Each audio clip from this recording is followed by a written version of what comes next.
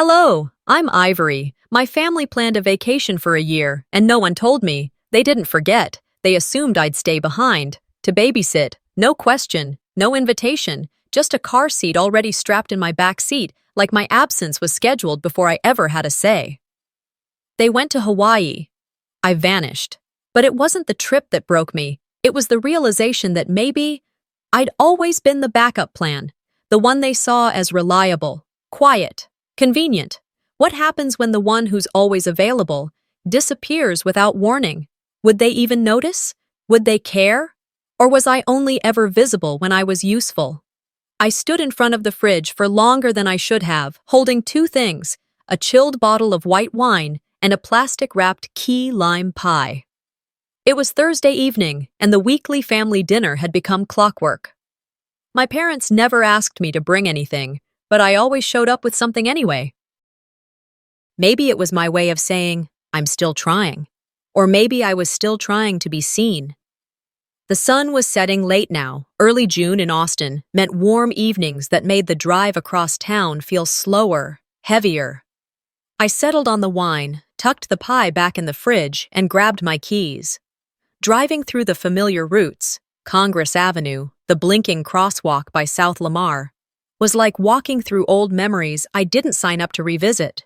These streets had watched me race to babysit my nieces last minute, had heard me crying silently when I canceled my plans for others. I didn't cry anymore. Not because it didn't hurt. I just got better at hiding it. My parents' house hadn't changed in over 2 decades. Same wind chimes, same porch swing that squeaked with every breeze. I stepped inside to the usual clamor, TV buzzing in the background, someone in the kitchen frying something, my mom's voice bouncing between rooms like a tennis ball. "Hey, honey, we started early," she called out from the dining area. That was Malis, always hospitable, always managing a conversation, a casserole, and a crisis without breaking a sweat. I handed her the wine, and she gave me a quick peck on the cheek, already half distracted. At the table, Isolde was scrolling her phone with one hand and spoon-feeding Lyra with the other. Sable, as usual, looked exhausted, her twin toddlers taking turns squealing from their high chairs.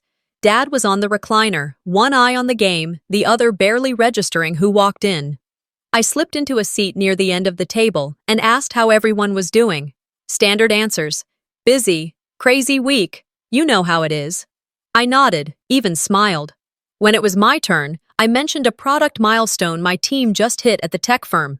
3 months ahead of schedule. No one asked follow-up questions. So I leaned into the only role they seemed to remember I had. Support system.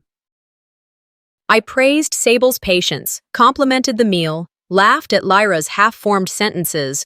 The part of me that used to ache from being invisible had simply dulled into something numb. Halfway through the meal, I decided to lighten the mood. "So, any ideas for Aunt Adeline's retirement gift?" I asked, twirling my fork like I was only half serious. Isolde didn't even look up from her screen. The group gifts being given out on the cruise. The fork paused in my hand. The word hit my ears but didn't settle in my brain right away.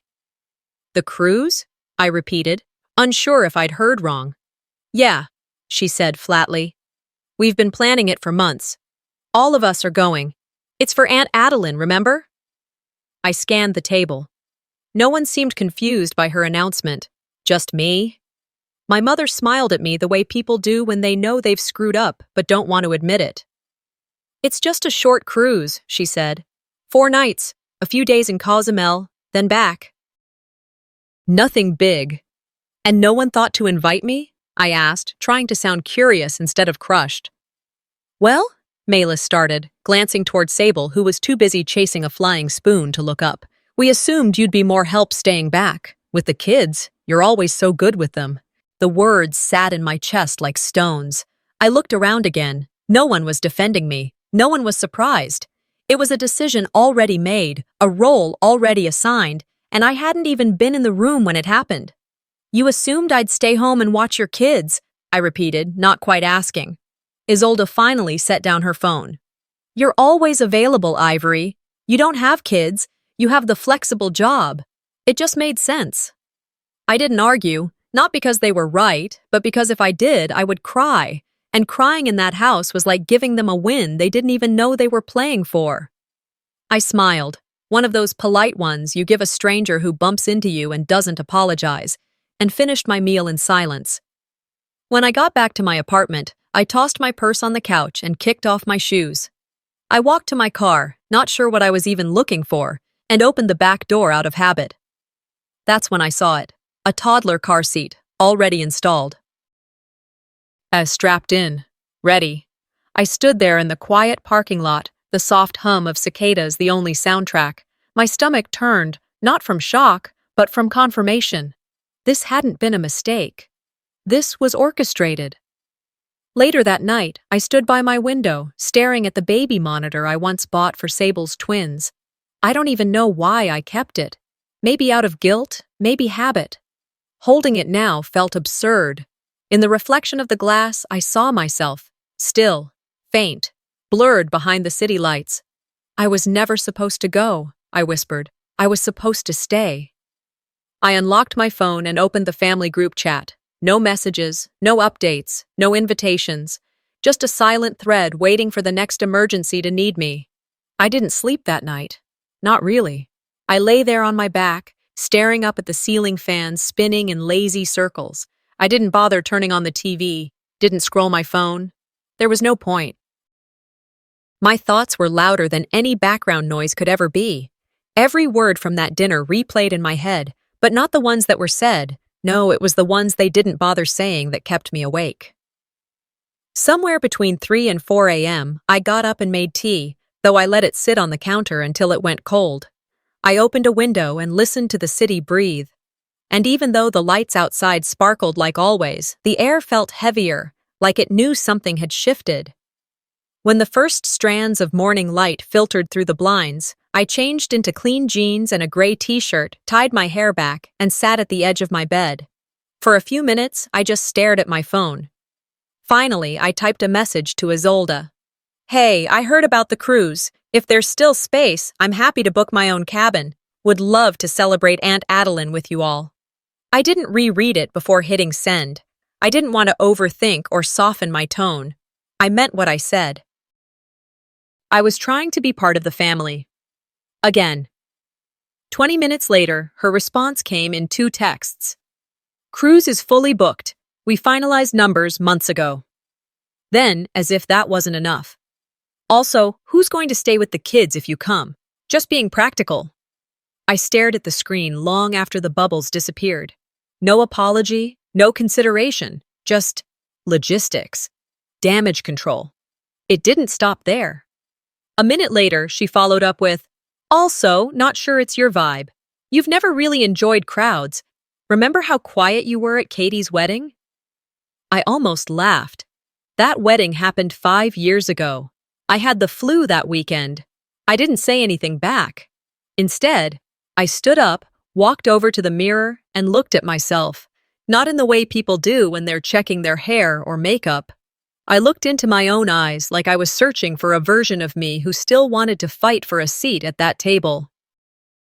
I left the apartment shortly after and headed to the office. I didn't need to go in. My job allows remote work, but I needed a neutral space, somewhere without high chairs, casseroles, or family guilt.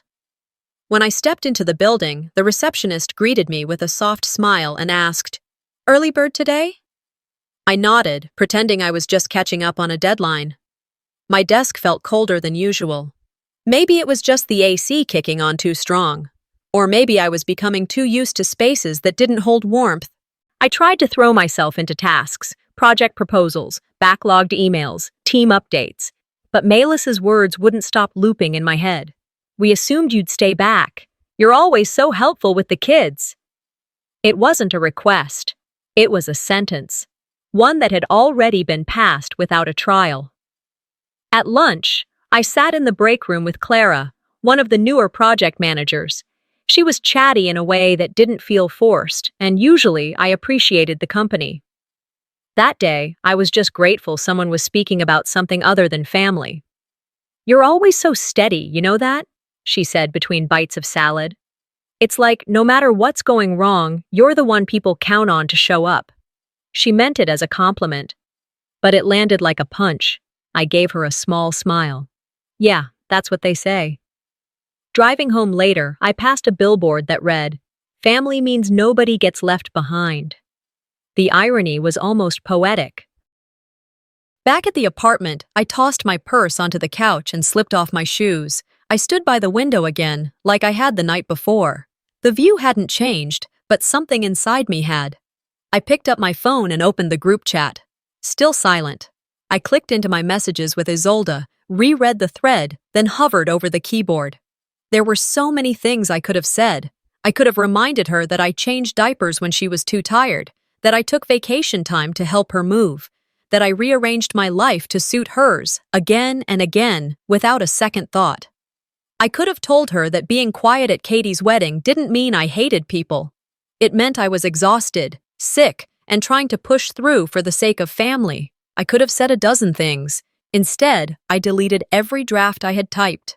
I backed out of the conversation and muted the thread. They didn't forget me. They didn't overlook me. They chose. They chose to count me out. Chose to see my time, my energy, my life as disposable. Chose the convenience of me as a babysitter over the reality of me as a person. That was the worst part, the clarity. And once you see it, you can't unsee it. The ceiling fan kept spinning, and I kept staring, blinking just enough to keep my eyes from drying out. Hours had passed, but it didn't feel like time had moved. The digital clock on my nightstand glowed 2:13 a.m. in soft red, the kind of glow that usually lulled me back to sleep. But not tonight. My body was exhausted. My mind wasn't. I turned onto my side, pulled the covers up to my chin, then immediately kicked them off. The air in the room was still. I could hear the refrigerator humming. The silence wasn't comforting. It was accusing. Like it knew I had run out of excuses to protect people who never protected me. I closed my eyes, hoping maybe the darkness would make the memories fade. Instead, it made them clearer. The first image that came to mind was last Christmas. I'd spent my entire holiday bonus, not some last-minute Amazon gift cards, but real gifts, thoughtful ones. A weighted blanket for Sable because she'd been dealing with insomnia, an antique tea set for Malis because she always said hers mysteriously disappeared during the move, books for the kids with their names written inside. Isolde's was a luxury skincare set she once pointed at in a catalog and said, "Maybe one day when I'm not broke." They all unwrapped their gifts with polite smiles, quick nods, and faster transitions to the kids' presents. Those got the real excitement. The ones tagged, "From Santa." Ivory? Well, she was just the delivery person. I hadn't expected confetti or hugs. But when I opened mine, it was a gift card, a single card tucked into a Christmas envelope with "From the Family" written in rushed handwriting. No name, no note, no warmth. I remembered staring at it, trying to smile like it didn't sting. The kind of smile you give when your feelings get stepped on but you don't want to ruin the party. That memory dissolved into another, much older one. I must have been 8, maybe 9. It was spring. I was running a fever, cheeks flushed, arms like jelly. My mother was bustling around the house, her hair still damp from the shower. She was in a rush. "Isolde's science fair is today, remember?" she said while buttoning her blouse. "She's presenting that solar system project. You'll be fine here for a few hours, baby." I was shivering, even under the blanket. "Can I come with?" "You don't want to ruin her big day," Malis said softly, brushing a damp strand of hair from my face. "You're the strong one. You've always been my little trooper." Then she kissed my forehead and walked out the door.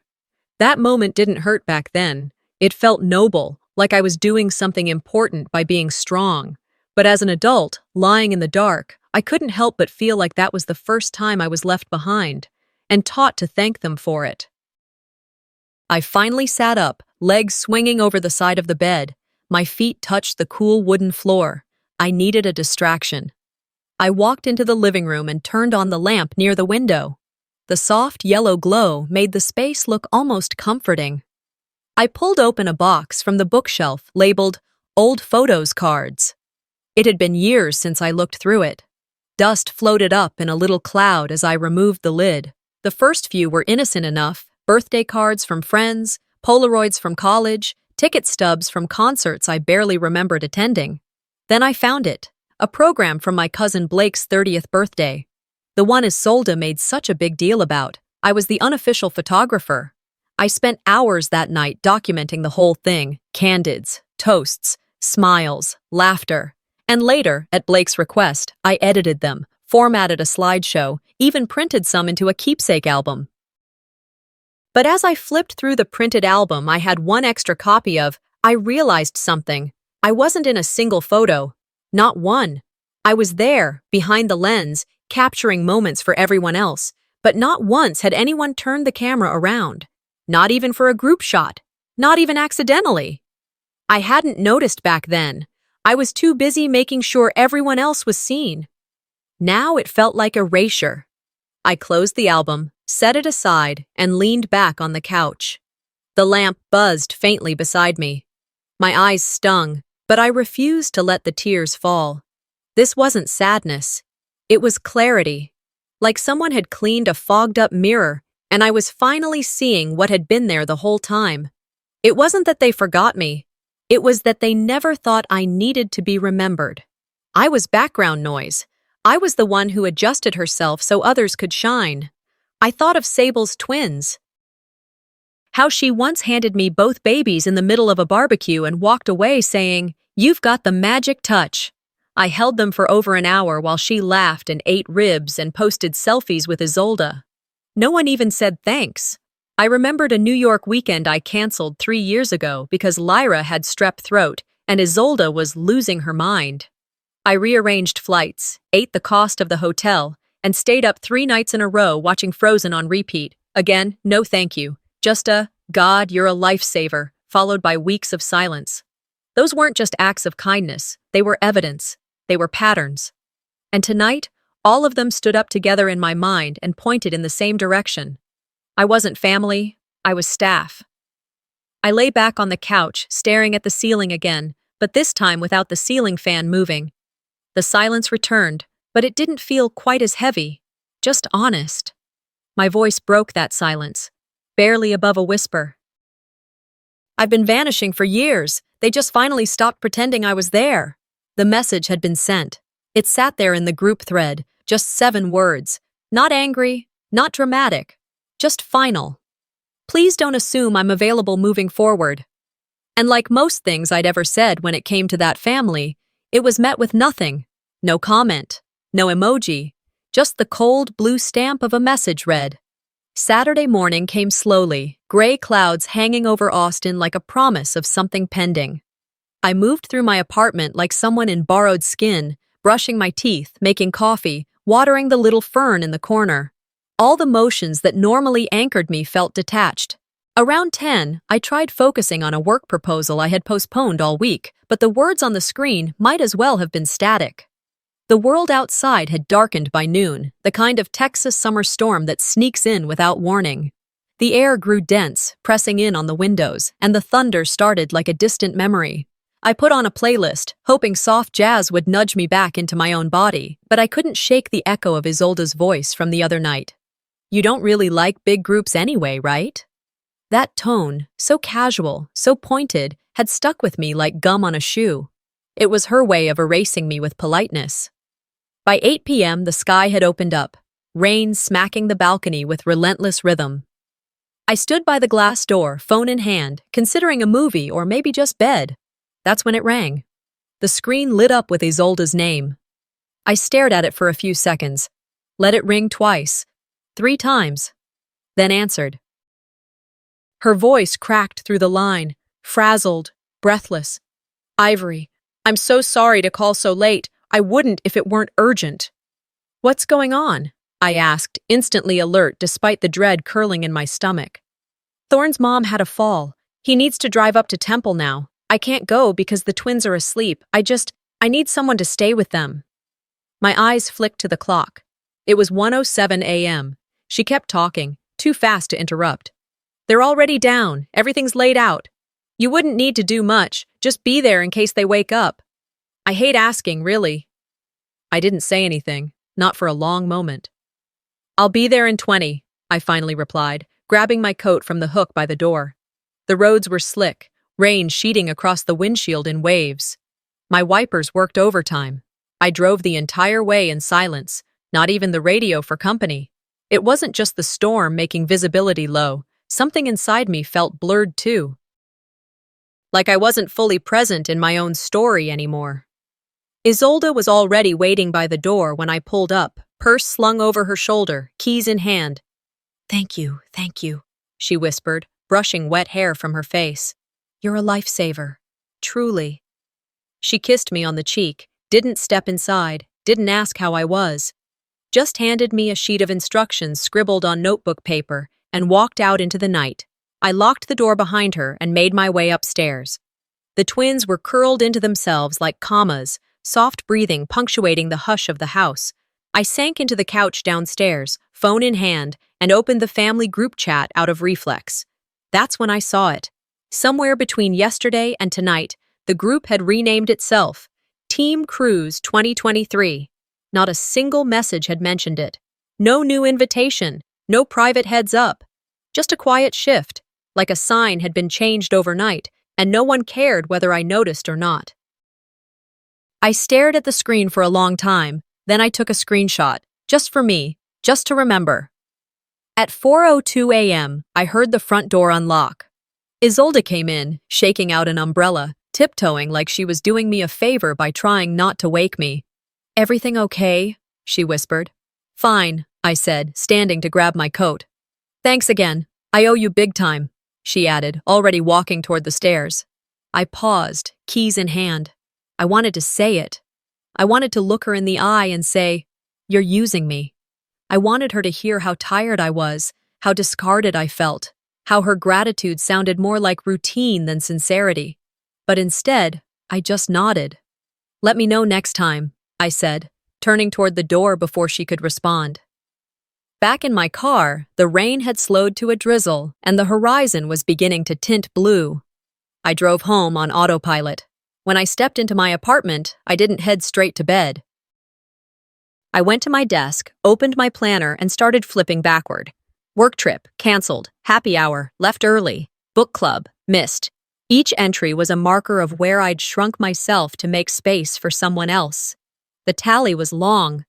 The math was cruel. I sat back and closed my eyes, letting the chair creak under my weight. It wasn't just about babysitting. It was never about the kids. It was about how my time, my boundaries, myself, had become something they thought they owned. Around 9 a.m., I picked up my phone again, opened the group chat one last time, typed, "Please don't assume I'm available moving forward." Sent, read, and that was it. After I hit send on that message, I stared at the screen for a long time.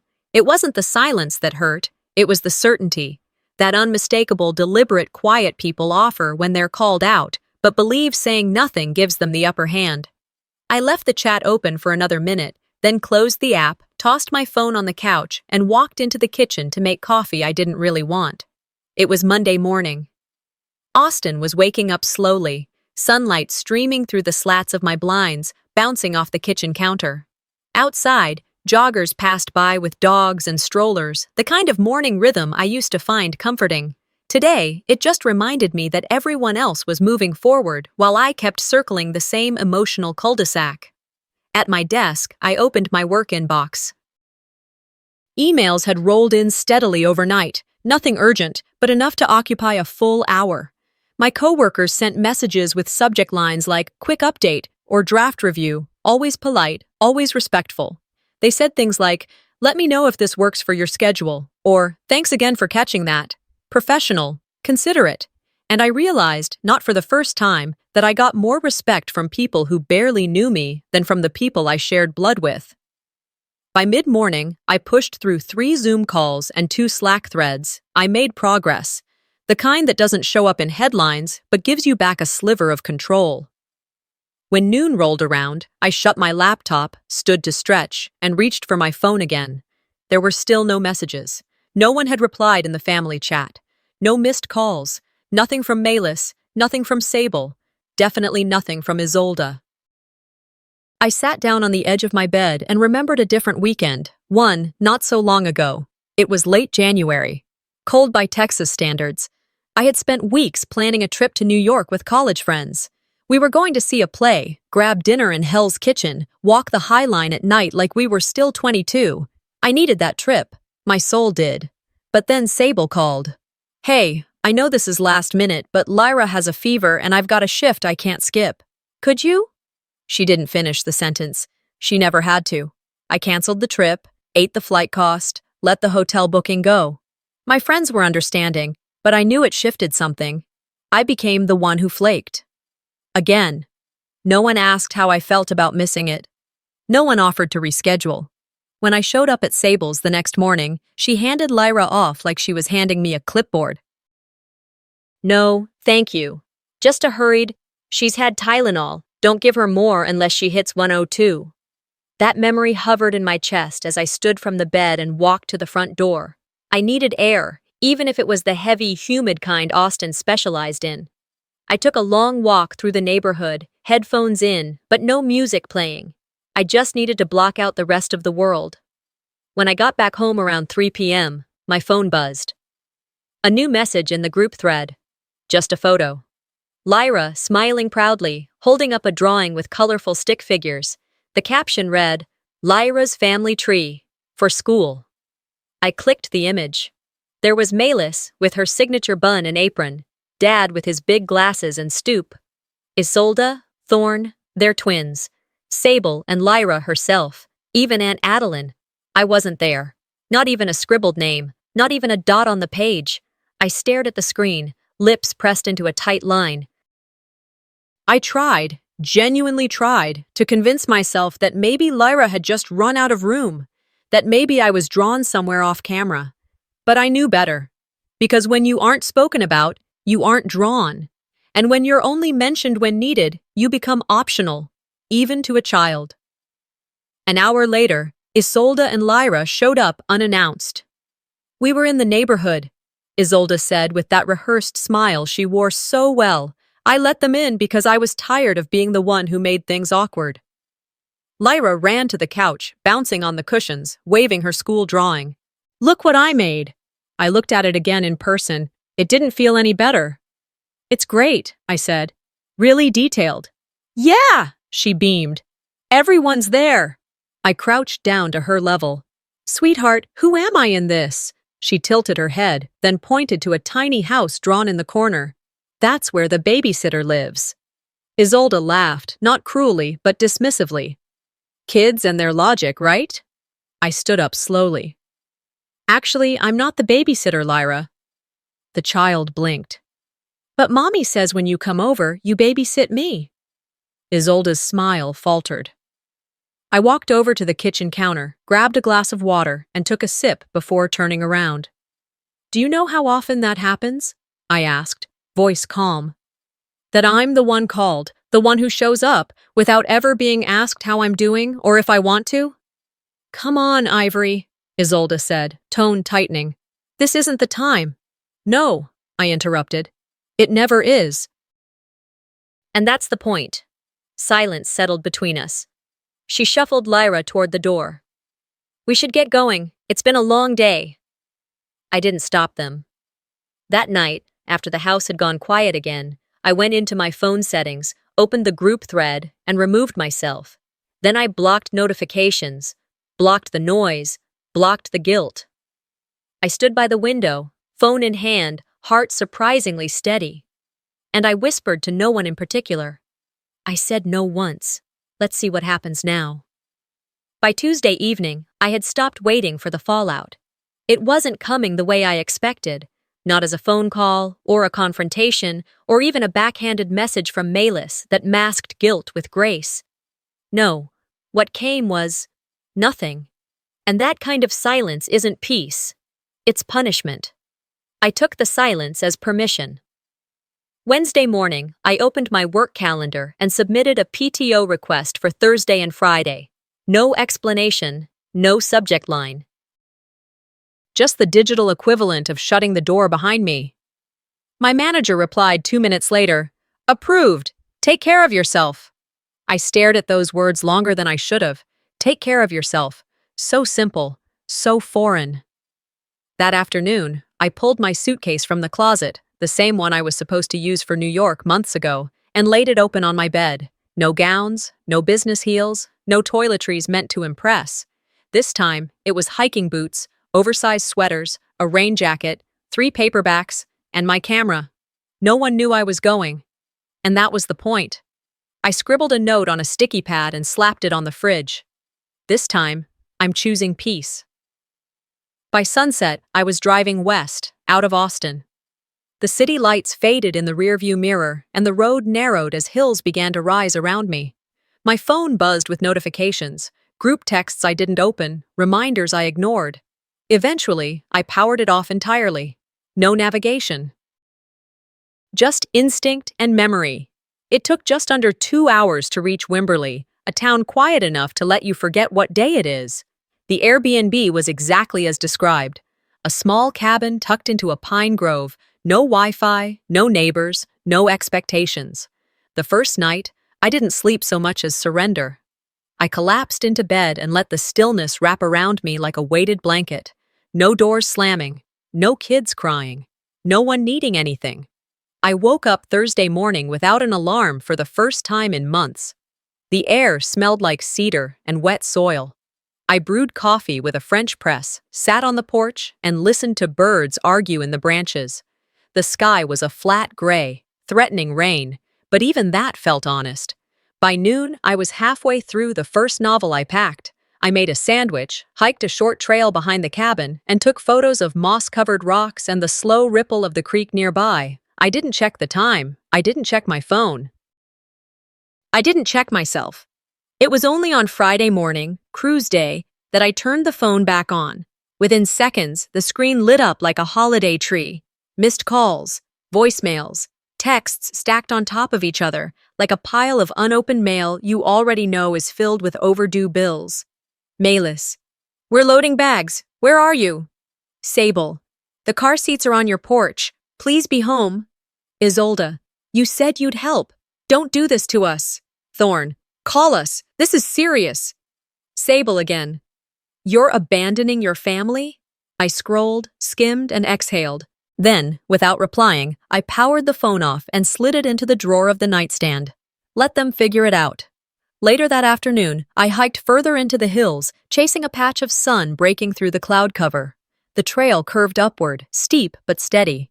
At the top was a flat rock outcrop that overlooked the trees, a good half-mile of uninterrupted green, swaying in rhythm with the wind. I sat there for a long while, camera in hand, not taking pictures, just being. By the time I made it back to the cabin, the mail had arrived. I didn't expect anything, but there it was, forwarded from my apartment, a cream envelope with Aunt Adeline's looping script. Inside was a thank you card. I unfolded it carefully, bracing myself, and there it was. Dearest Isolde, thank you for organizing this unforgettable trip. You are the glue that holds this family together. Then, in a separate sentence, below the printed thank you note. And Ivory, thank you for staying back and supporting the kids. I read it twice. I folded the card slowly, then unfolded it, then folded it again. I didn't rip it. I didn't scream. I didn't even cry. I just placed it back in the envelope, slid it into the drawer next to my phone, and shut it. Later that evening, I packed my camera and climbed the hill behind the cabin again. The sun was just beginning to dip below the tree line, casting the sky in soft shades of amber and rose. I set up the tripod on a patch of dry ground, adjusted the timer, and stepped into the frame. Me, alone, not behind the lens, not holding someone's diaper bag, not halfway cropped out of the corner of a group shot, just standing there, in hiking boots and a windbreaker, hair pulled back, no makeup, no expectations. The shutter clicked. I looked into the lens like I belonged there. And I whispered to the air around me, just loud enough for the silence to carry it. Finally, I'm the one in the picture. The photo I took up on that hill stayed in my camera for days before I uploaded it. When I finally did, I saved it as my laptop background. Not to make a point, but as a private reminder that I could exist in my own frame, that I didn't need to wait for someone else to include me.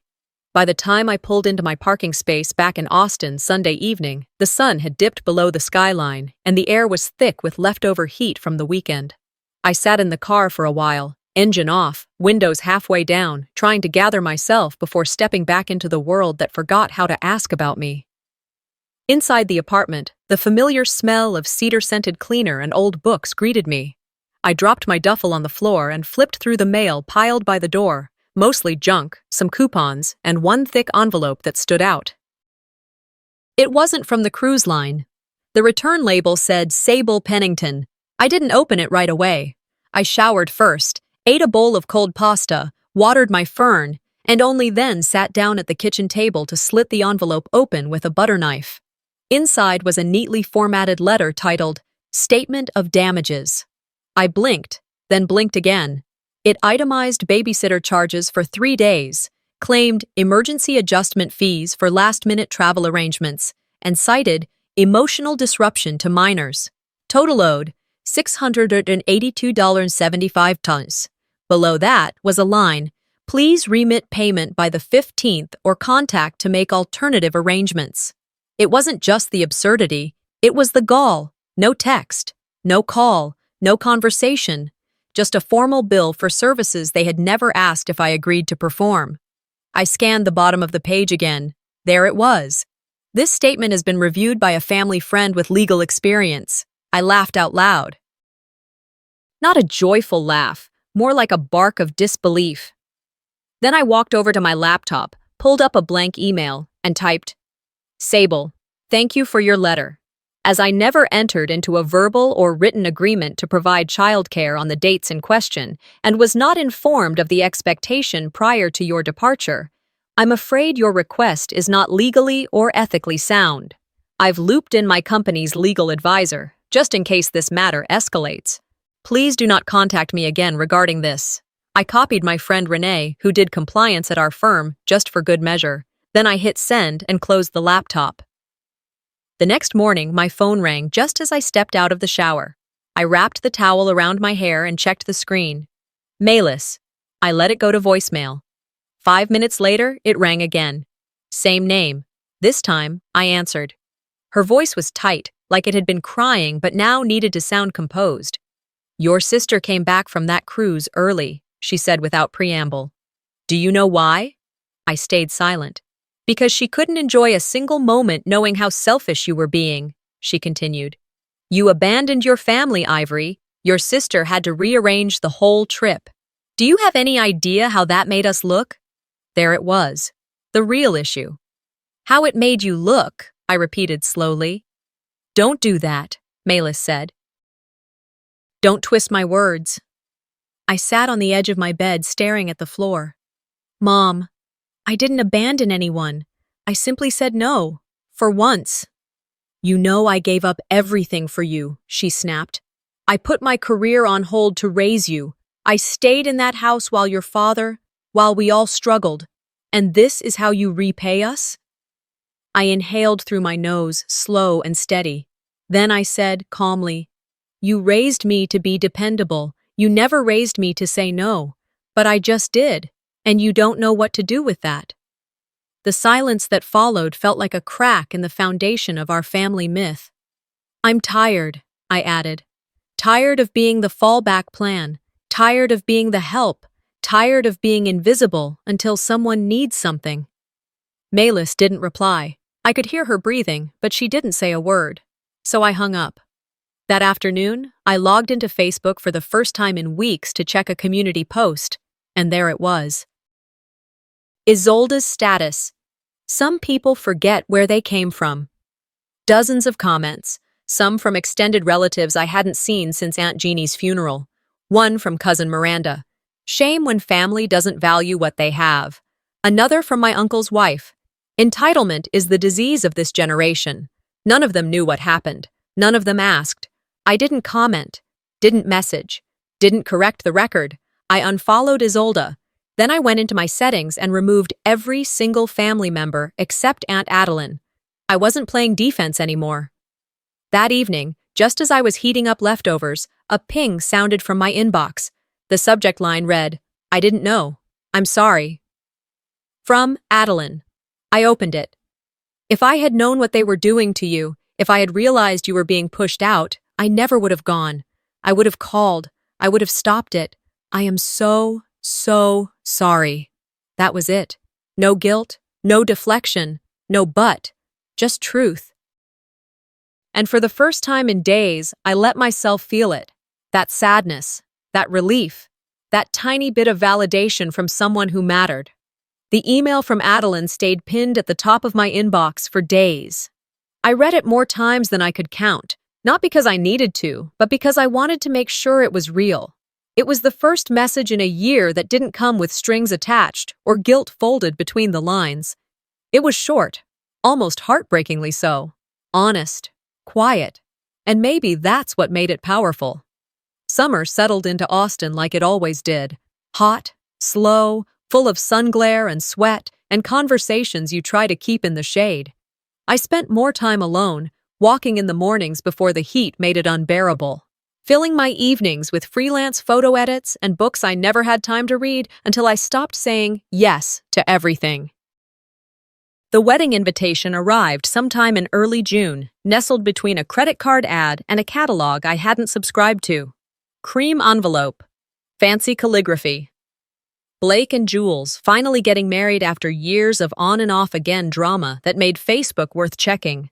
I half expected not to be invited. Inside was a handwritten note. Hope you'll come. You've been missed. Blake. I sat with that for a while. Not the wedding, not the note. Just the idea of being missed. For a week, I didn't RSVP. Then I bought a dress online. Something simple, olive green, structured but soft. I booked a haircut. I bought new shoes. I didn't tell anyone I was going. Not a text, not a post, no pre-announcement to prepare for my presence. If they wanted me invisible, I'd let them sit with what it meant when I wasn't. The day of the wedding, I drove to the venue just outside Austin, 30 minutes of highway and back roads. The event was held at a hilltop lodge with sweeping views and white folding chairs lined up like soldiers in the golden light. I arrived a half hour before the ceremony started and parked in the gravel lot beneath a canopy of oak trees. As I stepped out of the car, a breeze caught the edge of my skirt. I held it down with one hand, adjusted my bag with the other, and walked toward the main hall with measured steps. I didn't rush. I didn't flinch. I didn't check to see if anyone was watching, but they were. The moment I stepped through the double doors, I felt it. The flicker of heads turning, the rustle of whispered names, the tightening of Melis's smile as she glanced my way and quickly looked back at the program in her lap. Isolde caught my eye from across the room. Her expression didn't change, but her posture did, like she was bracing herself. Sable blinked, then shifted uncomfortably beside her husband, who didn't bother to hide his surprise. Adeline, bless her, rose from her seat near the aisle and walked toward me. Her embrace was immediate, warm, genuine, no performative delay.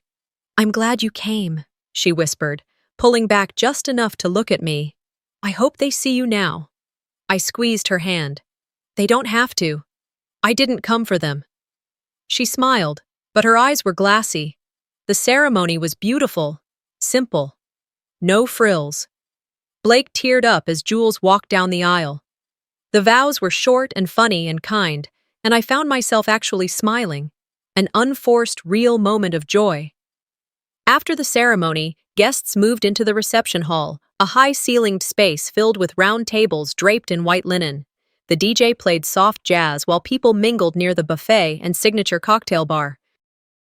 I sat at my assigned table, table 12, without complaint. It wasn't in the back, but it wasn't near the wedding party either. Neutral zone. I was fine with that. Dinner passed in pleasant small talk. Someone asked me about my photography, and I kept the answer light. A woman beside me complimented my dress, and I thanked her without downplaying it. That felt new. Then the lights dimmed. The screen at the front of the hall lit up with a soft slideshow intro. Blake Jules. Through the years. Photos flickered across the screen. Baby shots, family vacations, high school prom, college dorm rooms, beach days, birthdays. I saw Blake in diapers, in braces, in graduation robes, and then the image changed. There I was, standing alone on a cliffside, wind in my hair, arms loosely crossed, the same photo I took on that hill outside Wimberley, black and white, framed with intention. The caption in white script read, "Finally seen." Silence dropped like a weight in the room. No one clapped. No one spoke. I felt the heat rise in my chest, not from shame, not from panic, but from something fierce, something final. I didn't look around. I didn't search for reactions. I already knew them by heart. Isolde would be tight-jawed. Malis would blink too many times. Sable would pretend to scroll her phone. I stood, walked quietly to the back of the room. And just before I pushed the door open, someone behind me whispered, not loudly, not kindly, "She did that on purpose." I paused, hand on the handle. And I thought, for once without hesitation, "You're right." The comment followed me out into the warm evening air, settling on my shoulders like dust that refused to shake off. I didn't turn around. I didn't need to see their faces. I knew exactly who said it, but for the first time, I wasn't carrying their judgment home with me. The drive back from the wedding was quiet. The radio stayed off. I watched the orange glow of dusk slip behind the hills, and for once, the silence didn't feel heavy. It felt earned. When I got home, I hung the olive green dress in the back of the closet, not because I wanted to forget it, but because it belonged to a chapter that had finally been written and closed. Then I curled up on the couch with a cup of tea and let the exhaustion of emotional labor slowly settle into the cushions. The days after the wedding blurred into a rhythm that felt unfamiliar in its gentleness. I woke up early, not because someone needed me, but because I wanted to. I cooked breakfast without worrying if someone else would eat. I checked my calendar and found no urgent requests, no "can you just stop by" messages. The absence of chaos wasn't empty. It was full of something I hadn't had in years. Room. To think. To breathe. One afternoon, I sat at my desk editing a set of graduation photos for a client when a thought struck me. I hadn't felt my phone vibrate in hours. I picked it up to check.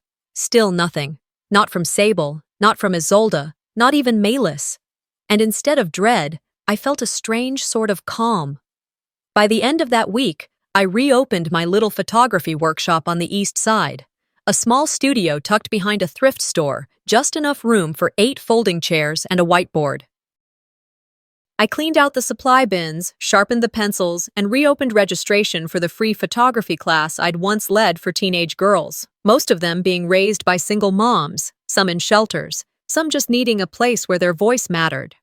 Our first session back was quiet but powerful. I watched them hold cameras for the first time, the way their posture changed when they realized they had the power to frame the world as they saw it. At the end of the session, one girl lingered behind. She was maybe 14, with nervous eyes and chipped blue nail polish. She pointed to the black and white photo now framed above my desk, the one from Wimberley, where I stood alone on the cliffside. "Who took that of you?" she asked softly. I looked up from organizing memory cards and smiled. "No one," I said. "That's why it matters." She nodded slowly, then scribbled something on her notepad and walked out the door without another word. That night, I walked through Zilker Park to meet Adeline for our standing lemonade and bench ritual. We always chose the same bench under the pecan tree, close enough to hear the kids at the nearby splash pad, but far enough to feel separate from their chaos. She was already there when I arrived, 2 cups of lemonade in hand. "You're always early," I said, sitting beside her. "I hate rushing through things that matter," she replied, handing me a cup. We sipped in silence for a bit, watching a toddler try to climb a rock too big for him. He fell twice, got up twice. Finally, she spoke. "You know, I wanted to say something at the wedding when that photo came up, but I didn't. I froze." I turned to her gently. "You didn't have to." "I did," she said. "I do. I was scared to lose the family if I said anything, but I almost lost you."